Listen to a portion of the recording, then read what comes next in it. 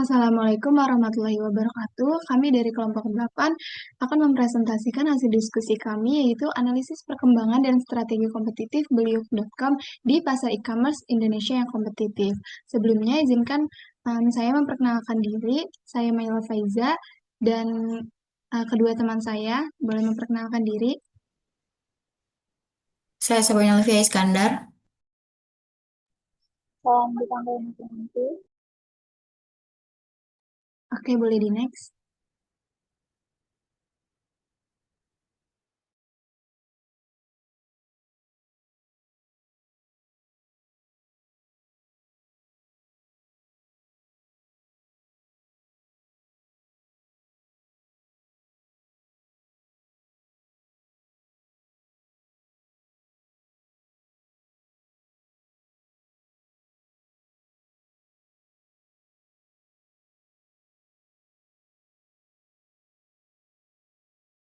Beliau adalah e-commerce Indonesia berbasis C2C yang berdiri pada 2015 dengan lebih dari 8,5 juta penjual dan 42 juta pembeli bulanan.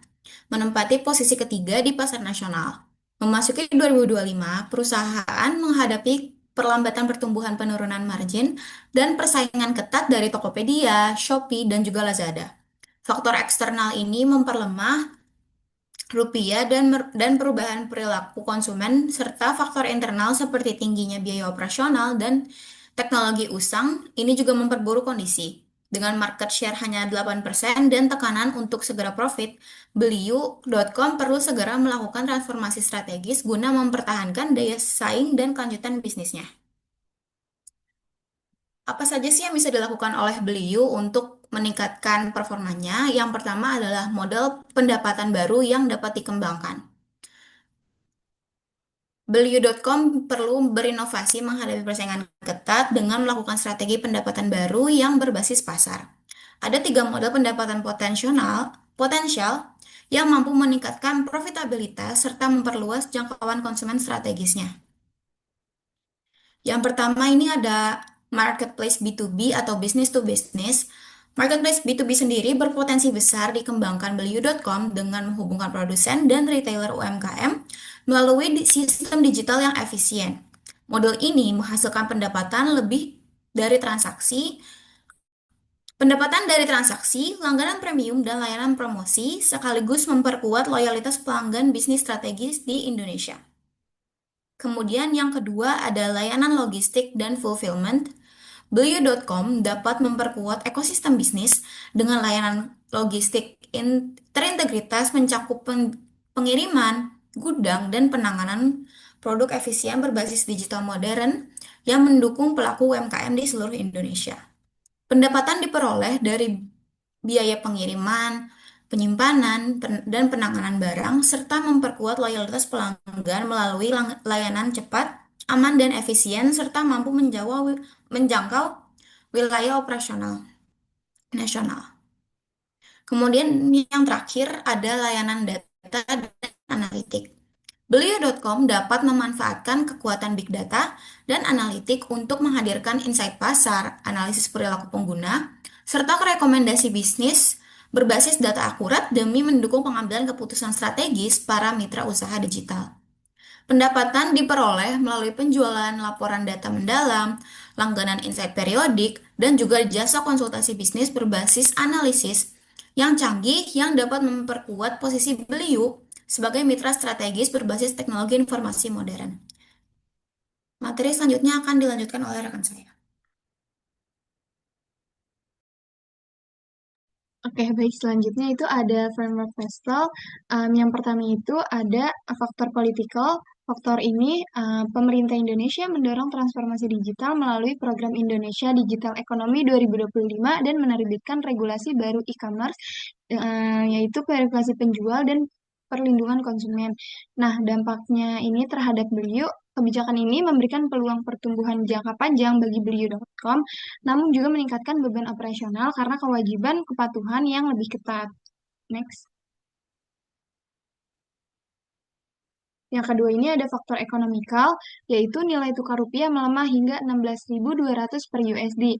Inflasi menekan daya beli masyarakat, namun GDP kota tier 2 dan 3 tumbuh 8-12% per tahun. Nah, dampaknya ini kelemahan rupiah meningkatkan biaya impor produk karena banyak penjual beliau menjual barang impor. Namun, pertumbuhan ekonomi daerah memberikan peluang ekspansi pasar baru. Next. Lalu yang ketiga ini ada faktor sosial. Generasi Z dan milenial kurang lebih 65% pengguna menuntut pengalaman belanja yang cepat, personal, dan terpercaya. Banyak pengguna beralih ke platform lain karena checkout yang rumit dan pengiriman yang lambat. Nah, dampaknya ini, jika tidak memperbaiki pengalaman pengguna, Beliu.com berisiko kehilangan konsumen. Namun, tren digitalisasi sosial memberi peluang besar untuk meningkatkan engagement. Next. Lalu yang keempat ini ada faktor teknologikal, yaitu kompetitor telah mengadopsi teknologi AI machine learning, augmented reality, dan live streaming shopping. Beliau masih memakai sistem lama dan algoritma rekomendasi yang ketinggalan. Nah, dampaknya kesenjangan teknologi membuat beliau kalah bersaing dalam personalisasi dan pengalaman pengguna. Inovasi teknologinya adalah kebutuhan mendesak agar tetap relevan. Next. Lalu faktor yang kelima itu ada environmental, yaitu pemerintah mulai membahas plastic tax dan regulasi carbon emission. Tren green logistics berkembang di e-commerce lain. Nah, dampaknya ini beliau perlu mengembangkan strategi keberlanjutan dan kemasan ramah lingkungan untuk menjaga reputasi dan kepatuhan terhadap peraturan baru. Next. Lalu yang keenam ini ada faktor legal. Regulasi e-commerce baru tentang verifikasi penjual, produk palsu, dan perlindungan konsumen semakin ketat. Nah, dampaknya ini menuntut beliau meningkatkan kontrol kualitas penjual dan transparansi produk. Kepatuhan hukum menjadi keharusan agar tidak terkena sanksi atau kehilangan kepercayaan publik. Next. Oke, baik. Selanjutnya akan dijelaskan oleh rekan saya. Oke, baik. Selanjutnya ada proses pengambilan keputusan strategis. Yang pertama itu ada strategi analisis cost. Yang pertama itu Prio framework. Ya, cari aset atau data brand teknologi yang menjadi keunggulan kompetitif keberlanjutan atau KPD. Yang kedua adalah value chain. Optimalkan aktivitas penciptaan nilai atau logistik, CS, aplikasi, dan menghapus pemborosan biaya. Yang ketiga itu ada RBT, fokus pada aset unik dan sulit ditiru atau teknologi data pelanggan sebagai sumber keunggulan utama. Boleh di next.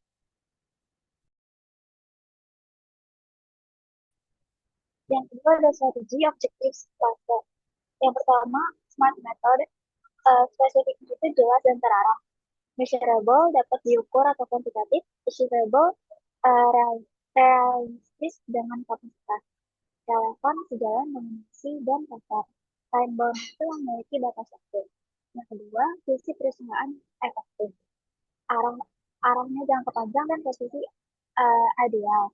Relevan dengan tren atau AI, social commerce, sustainability. Yang ketiga, menginspirasi karyawan. Yang keempat, berpusat pada pelanggan atau customer centric. Dan yang terakhir ada adaptif terhadap perubahan digital. Dari next.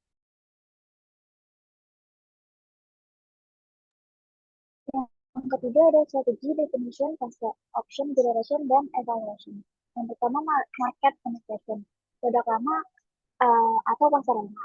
Tujuannya meningkatkan efisiensi, promosi, dan retensi. Itu ide PP finance, efisien, dan AI consumer service. Yang kedua ada market development. Fokusnya itu produk yang pasar baru atau geografi pasar. Tujuannya ekspansi jangkauan. Yang itu ide itu marketing, ekspansi ke kota lain 2 itu. Yang ketiga itu produk development. Fokusnya produk dari pasar ini.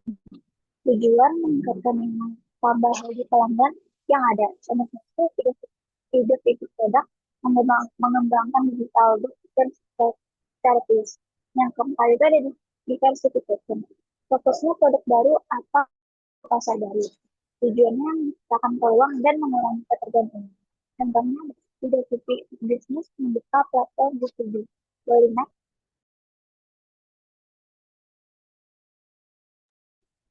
Selanjutnya itu ada pertanyaan bonus, keputusan strategi yang terbaik itu apa? Nah, pilihan menggunakan strategi market penetration atau membuat dan product development. Strategi mas alasan Johnson et al. MPS. Yang pertama, pertumbuhan bertahap atau incremental growth. Sesuai prinsip ANSAM, Smart Tujuh fokus pada resiko rendah dan diversifikasi. Yang kedua, market penetration. Meningkatkan efisiensi jangka pendek pada resiko rendah. Yang ketiga ada product development, menciptakan sumber pendapatan baru untuk margin tinggi. Dan yang terakhir adalah persaingan komersial. Lebih realistis dan terukur secara finansial dibanding ekspansi atau diversifikasi besar. Hasilnya meningkatkan profitabilitas jangka pendek sambil berinvestasi pada inovasi jangka menengah tanpa beban biaya signifikan.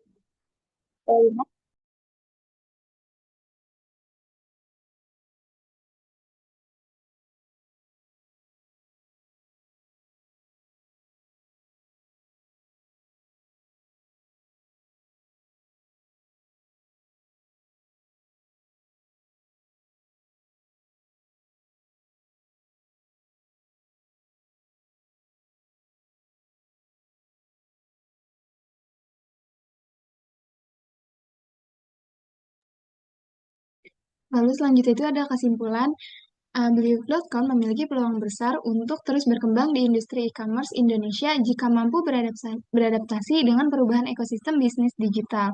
Nah, berdasarkan analisis Fastwall, tantangan utama berasal dari faktor ekonomi dan teknologi, sedangkan faktor politik dan sosial memberikan peluang ekspansi dan inovasi, serta aspek lingkungan dan hukum menuntut kepatuhan dan keberlanjutan.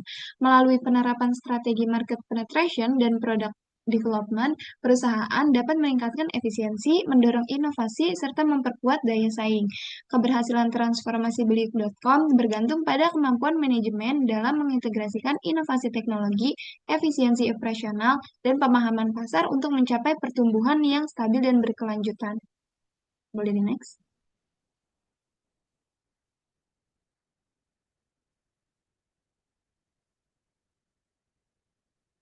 Next lagi.